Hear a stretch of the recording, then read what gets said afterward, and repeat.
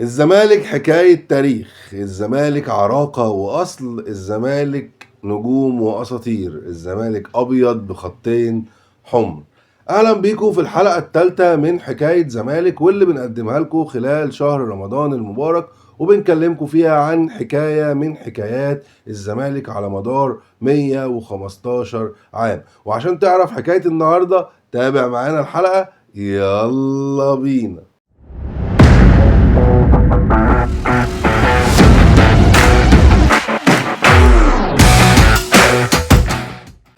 3 رمضان وحكاية زمالك. حكايتنا النهاردة مختلفة جدا، حكايتنا النهاردة من نوع خاص، حكايتنا النهاردة ما ترتبطش غير بالزمالك وما ينفعش تليق غير على الزمالك. حكايتنا النهاردة مش هتلاقيها في أي حتة، وحكايتنا النهاردة بتبدأ من ماتش الزمالك والإسماعيلي سنة 78. ماتش كان متأخر فيه الزمالك بهدف مقابل لا شيء، كان مسجل الهدف كابتن علي ابو جريشه في الدقيقه 32، وبعدها الزمالك كان بيضغط بكل قوه عشان يدرك التعادل، محاولات وجس ونبض وجري عشان الزمالك يقدر يسجل الهدف. ومن تمريره من طارق غنيم بيستلم نجم حكايتنا النهارده الكوره جوه ال 18 كابتن علي خليل فارس ميت عقبه النبيل.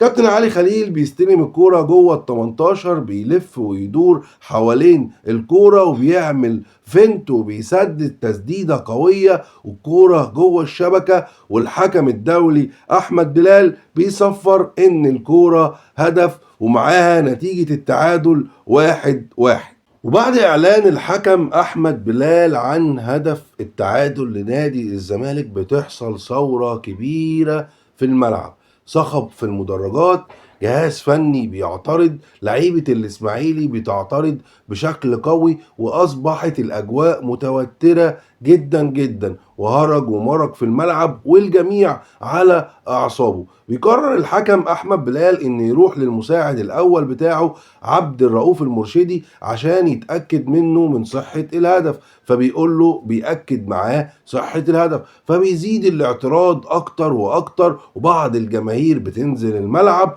والأجواء بتتعطل أكبر وأكتر. بيروح الحكم مرة تانية ويبص ويطمن على الشباك بتاعة نادي الإسماعيلي، لأن بتاعة نادي الإسماعيلي بيقول الناس بتقول له إن الكورة جت في الشباك الخارجية والشباك اتقطعت. بيروح يبص ما بيلاقيش إن الشبكة متقطعة، وبيصفر مرة تانية إن الكورة هدف. وبعدها بتحصل يعني أجواء صعبة جدا في الماتش، والماتش بيقف لأكتر من 10 دقايق. في الوقت ده بيتدخل مراقب المباراة أحمد رمزي، بيقرر ينزل لأرض الملعب وبياخد معاه كابتن علي أبو جريشة، وبيروحوا للحكم وبيطلبوا منه طلب بسيط، بيقولوا له اسأل كابتن علي خليل، لو قالك ان الكورة دي جول احسبها جول وهنكمل الماتش، ولو قالك ان الكورة دي مش جول ما تحسبهاش والكورة احسبها ضربة ركنية. وبعد الاجواء المتوترة وبعد كل اللي حصل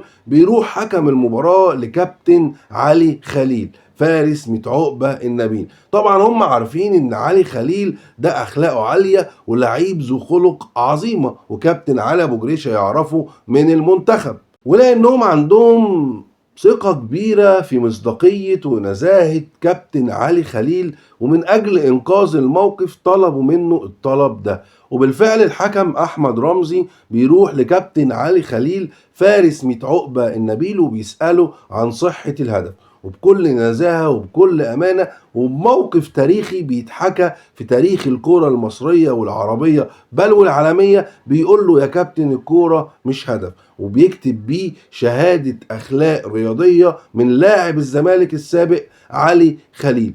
الماتش بيخلص 1-0 للإسماعيلي، وعلي خليل بينهي أزمة من أكبر الأزمات التحكيمية اللي مرت على تاريخ الكورة المصرية. كابتن علي خليل بأخلاقه بينجح إنه ينهي الموقف والأمر يتحل رغم خسارة الزمالك للمباراة بالهدف اللي سجله كابتن علي أبو جريشة زي ما قلت لكم.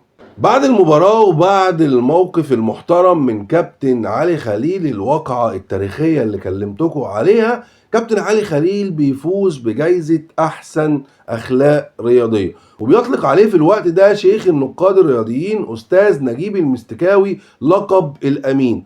ومؤسسة أخبار اليوم بتستحدث جائزة جديدة اسمها البسالة الرياضية من أجل كابتن علي خليل وبسبب الواقعة اللي تمت منه.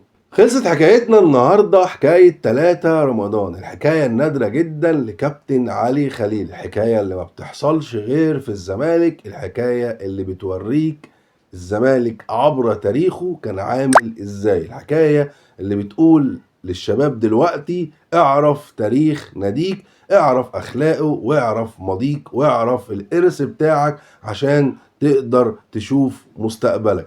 حكايات لسه ما بتخلصش، وحكايات الزمالك كتير.